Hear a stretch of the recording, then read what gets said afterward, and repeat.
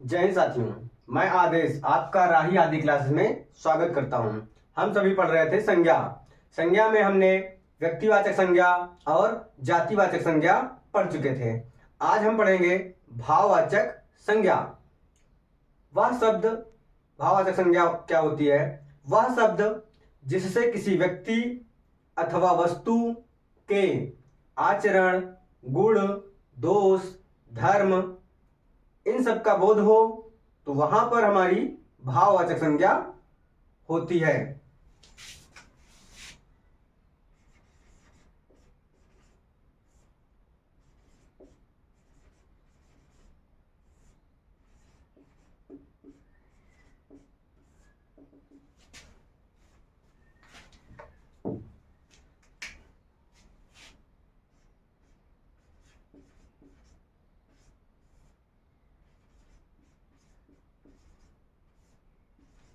जिस शब्द से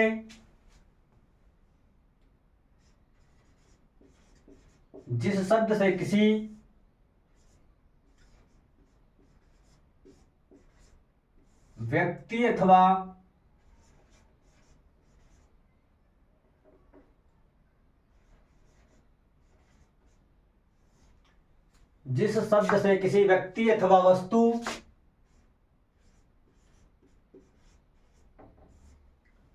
अथवा वस्तु के आचरण,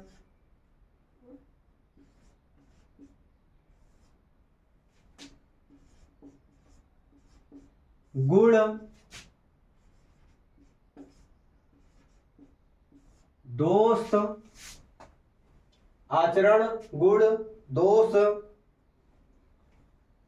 धर्म,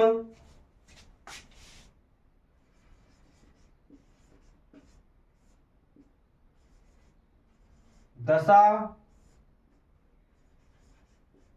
भाव,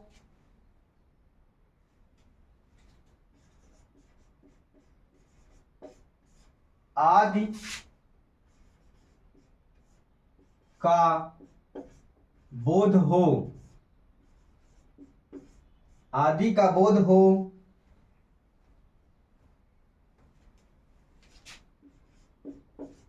तो उसे भाववाचक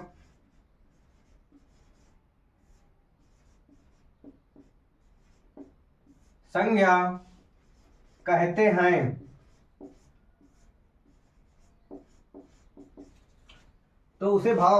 कहते हैं। जैसे देख लेते हैं हम, जैसे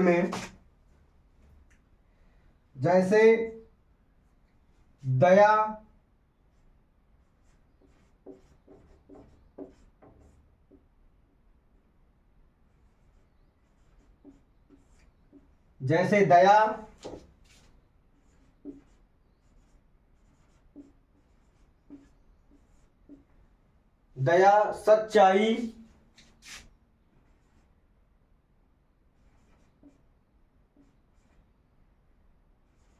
ईमानदारी,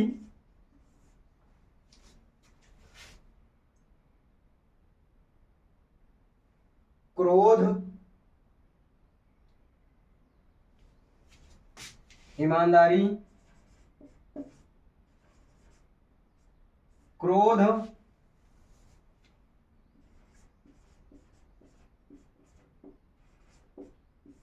प्रसन्नता,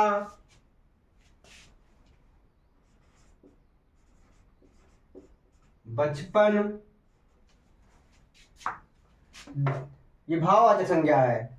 इसमें किसी व्यक्ति का भाव प्रकट होता है। दया, ये कोई वस्तु दिखाई नहीं देती है, यानी ये किसी व्यक्ति का भाव होता है, या फिर कोई वस्तु होती है, उसका गुण बताया गया होता है, या उस व्यक्ति का आचरण हो सकता है। तो यहाँ दया व्यक्ति का भाव है। सच्चाई, ये दिखाई नहीं जाती कौन कितना सच्चा है, लेकिन एक प्रकार से ये भाव प्रकट होता है कौन कितना सच्चा या ईमानदार। या क्रोध, प्रसन्नता, बचपन।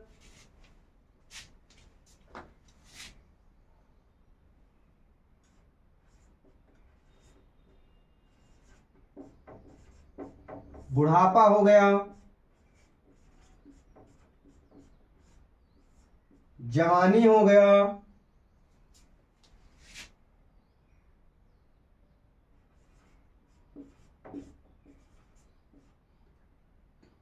दरिद्रता हो गया, बेईमानी हो गया,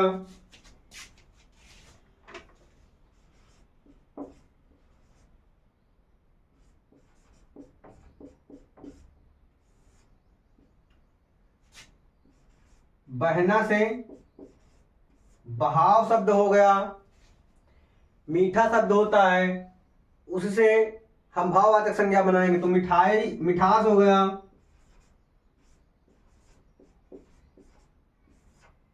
मिठास शब्द हो गया। जैसे लड़ाई हो गया, मनुष्यता हो गया,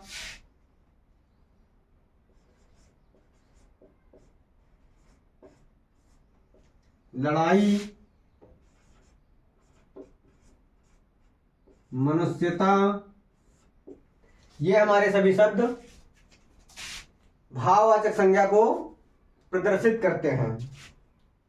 इसके बाद अब हम देख लेते हैं समूहवाचक संज्ञा।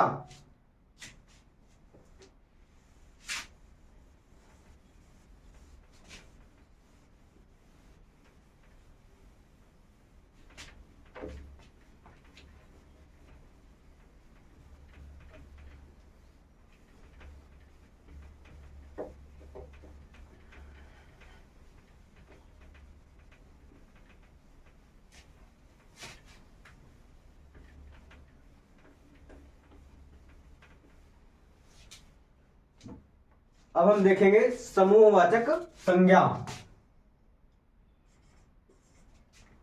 चौथा है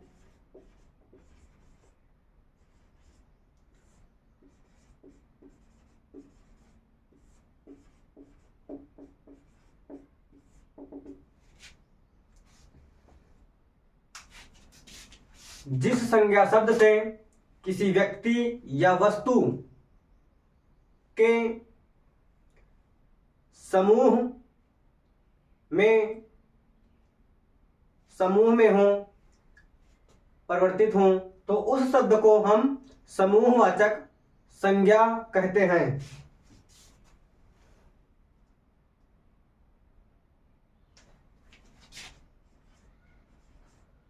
वह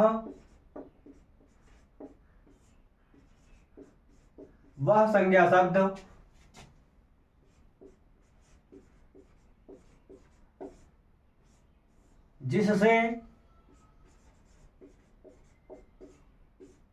जिससे किसी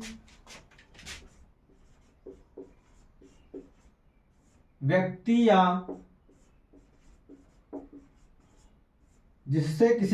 या वस्तु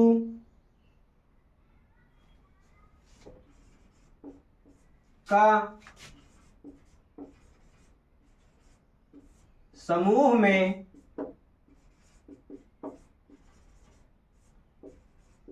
बोध हो, समूह में बोध हो, वहां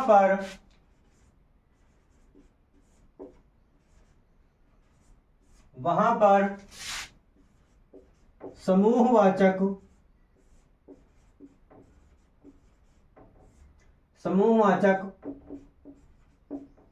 संज्ञा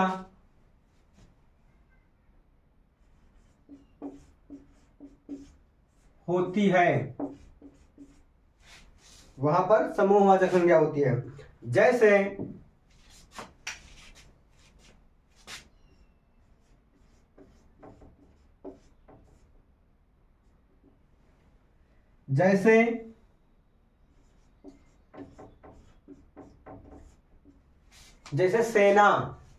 सेना का एक अपना समूह होता है। जैसे गुच्छा,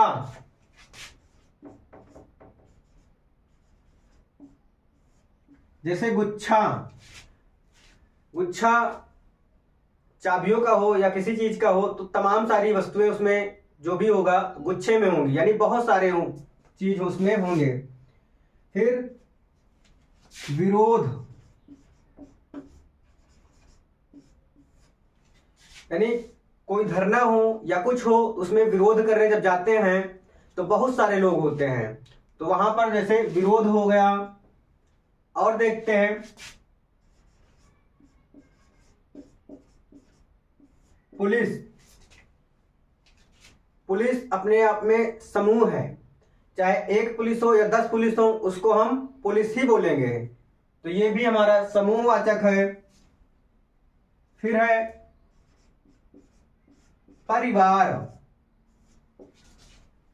परिवार में कई सारे लोग होते हैं, 4 5 6 10 12, इसलिए वो समूह, एक परिवार एक समूह होता है। अगर हम देखें वर्ग, वर्ग कोई वर्ग हो, वर्ग भी हमारा समूह के अंतर्गत आता है।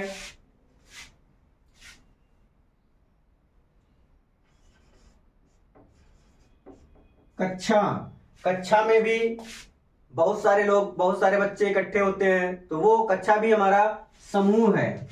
हम ले लेते हैं दूसरा शब्द मेला। मेला में भी बहुत भीड़ इकट्ठी होती है, बहुत ही अधिक, तो वहां पर भी समूह होता है। मेला हो गया।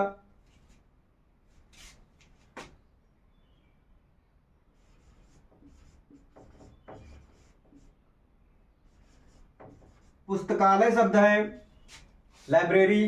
पुस्तकालय शब्द है, उसमें भी बहुत सारे लोग इकट्ठे बैठकर पढ़ते हैं, तो वहां पर भी समूह होता है।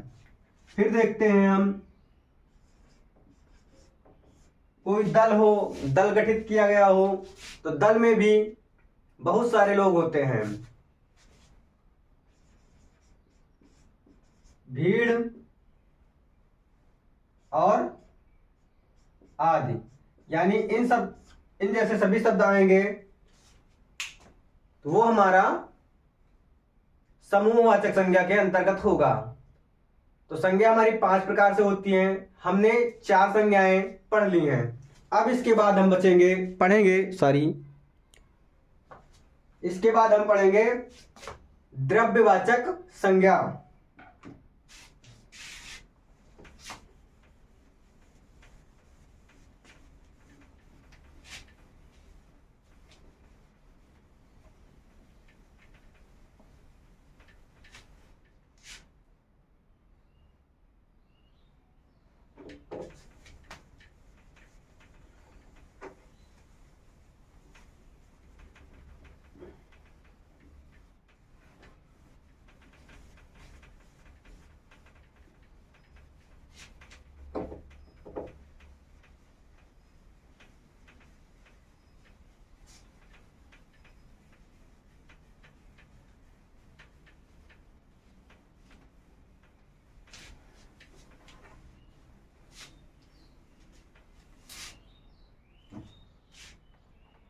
द्रव्यवाचक संज्ञा 5वीं संज्ञा है। आज हम सभी संज्ञा को समाप्त कर लेंगे।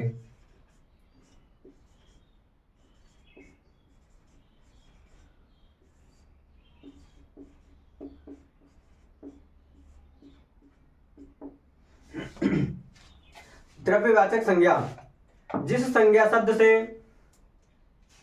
किसी वस्तु का हम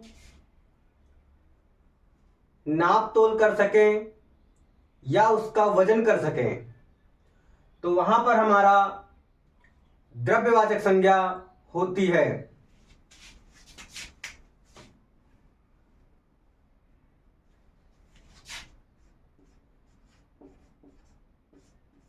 जिस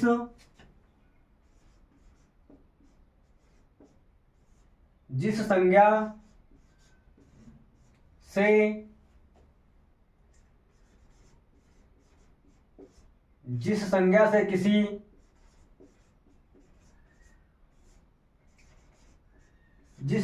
से किसी वस्तु का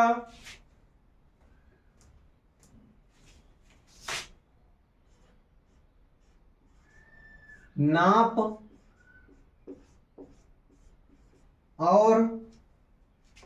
तोल और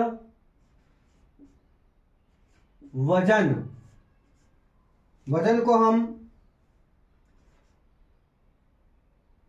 परिणाम भी कह सकते हैं।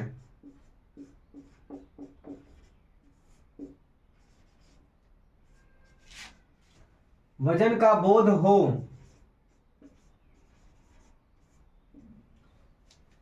जिस संज्ञा से, किसी संज्ञा शब्द से या संज्ञा से किसी वस्तु का नाप और वजन, नाप तोल वजन कर सकें या बोध हो, का बोध होता है,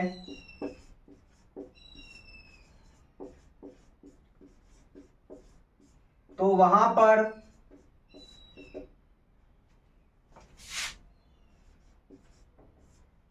पर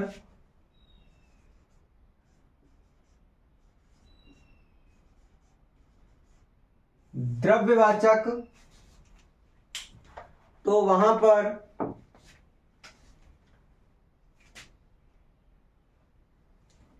पर द्रव्यवाचक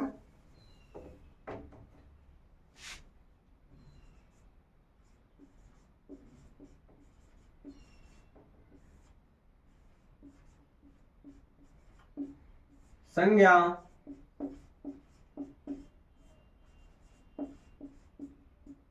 होती है।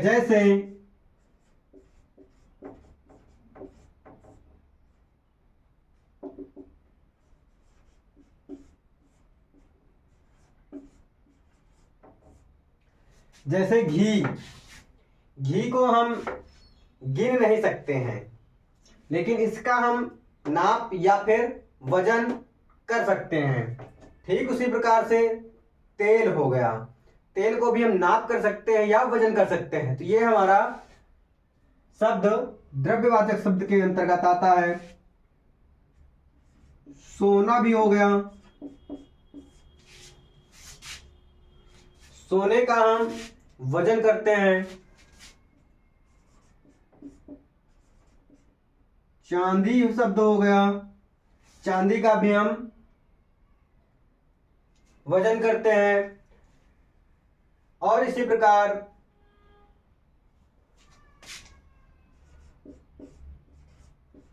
पीतल हो गया, चावल हो गया,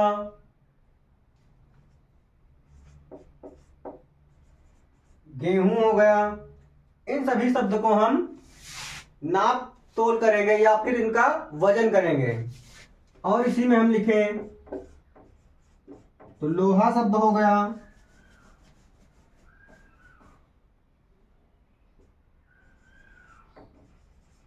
दूध शब्द हो गया। तो ये हमारे,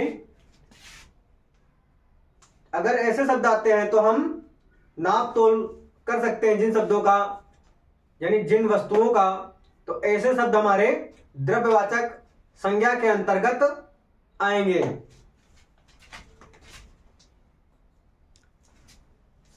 तो हमने आज संज्ञा समाप्त कर दी है।